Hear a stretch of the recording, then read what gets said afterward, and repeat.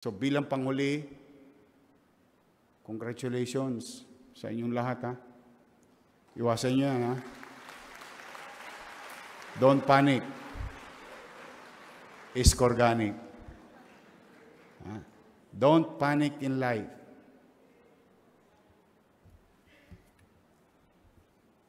Huwag kayong mataranta, ha? Huwag kayong matakot. We will fail. You will fail. I failed many times. Huwag kayong mag-give up. Huwag niyong ipaagaw ang pangarap niyo. Kayo may hawak niyan. It is not about how many times that you failed.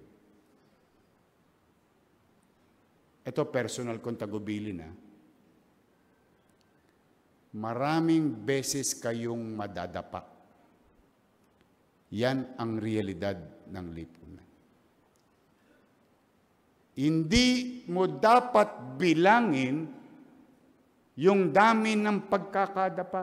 Ang kailangan mong isa puso at isa isip, ilang beses kang babangon. Kasi walang makakaawat sa iyong bumangon. Ikaw ang gagawa niyan. Don't look at me today as your mayor. Uy, successful na si Cois. Ang tanungin ninyo, what happened between point A to point B?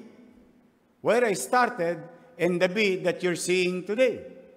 What happened in between? And that is reality of life. You will face objection, rejection, failure. But you must continue to move on. Move forward. Pag na-break ka ng shota mo, palitan mo agad.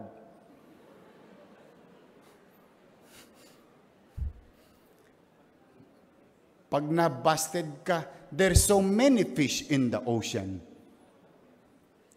If you were rejected into your first job interview, there is more HR department that you're going to see and meet. Baka yun pa yung susunod mong kabiyak sa buhay, yung HR director. So, I want you to accept it today. I may fail, but if failure came or come,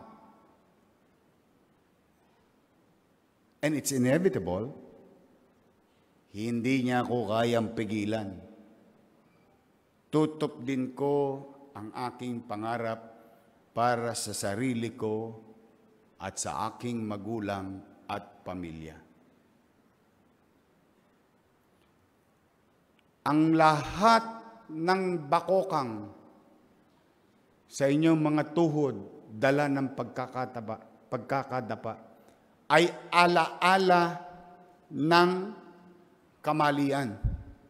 Use it as a tool and as a symbol that you are reminded of your failures.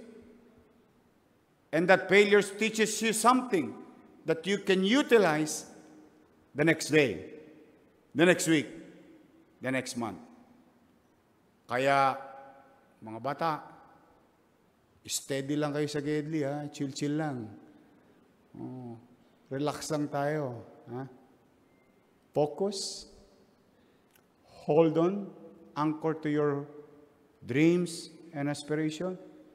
Don't let somebody steal your dreams. It is your life. Your life alone. It is you who will make it. Good thing if you have members of your family with you. You have brothers and sisters, friends. Good. They are part of life. But you alone, you and only you can make it. Yung iba, betchin na lang. Pampasarap sa buhay. So, mga batang graduates, sabay-sabay tayong tumayo. Maaari ba? This is our simple token of our gratitude.